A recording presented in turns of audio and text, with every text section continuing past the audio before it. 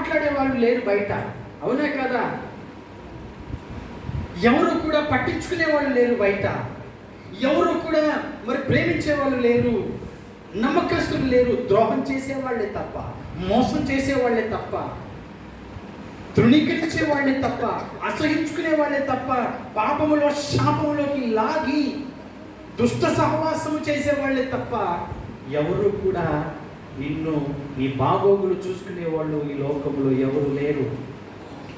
ఇప్పుడే తెలీదు చాలా మందికి.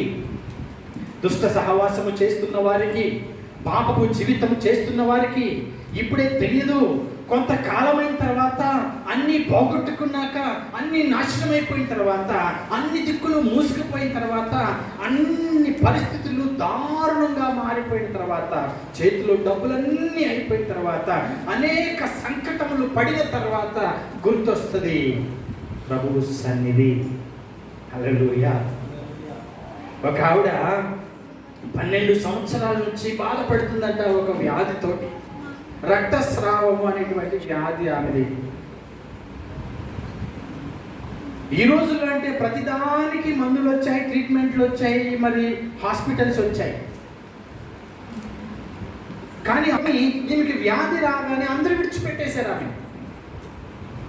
ఎందుకంటే ఈవిడ దగ్గర వాసన వస్తుంది, ఈవిడ దగ్గర ఆరోగ్యం లేదు, ఈవిడ దగ్గర అంతా చాలా చిరాకుగా ఉంది వాతావరణము, ఈమెకి ఎట్లాగో నయం కాదు, ఈమెకున్న వ్యాధి మనకు కూడా అంటుకుంటుందేమో, ఈమె దగ్గరికి వెళితే మళ్ళీ మనం సేవ చేయాల్సి వస్తుందేమో. ఇది అన్నమాట మనుషుల యొక్క ఆలోచన. ఈ సేవలు ఎవరు చేస్తారండి? మంచాన పట్టాడండి, సేవలు ఎవడు చేస్తాడు? మంచాన పడింది, సేవలు ఎవడు చేస్తాడు? అన్నం ఎవడు వండి పెడతాడు? ఆ గిన్నెలు ఎవరు కడుగుతారు? ఆమె బట్టలు ఎవరు ఉలుగుతారు? ఆమె కోసం చాకరీ ఎవరు చేస్తారు అని తప్పించుకునేటువంటి బంధువులు తప్ప, అన్నదమ్ములు అక్కచెల్లెలు ఈ రోజులు తప్ప మరి ఎవరు కూడా పట్టించుకునే వాళ్ళు లేకపోతున్నారు ఈ రోజుల్లో. అందుకనే గమనించండి, ఈమెకు అన్నీ ఉన్నాయి, అందరూ ఉన్నారు, చివరికి అన్నీ పోగొట్టుకుంది. ఆ వ్యాధి వలన 12 సంవత్సరాల నుంచి బాధపడి సరే బాగుపడటానికి ఎంత డబ్బైనా ఖర్చైనా పర్వాలేదని చెప్పి ఖర్చు పెట్టేది. అంత డబ్బంతా ఖర్చు పెట్టేసి డబ్బులన్నీ అయిపోయాయి, అందరూ దూరం అయిపోయాయి. ఇక ఏం మిగలలేదు ఆమెకి.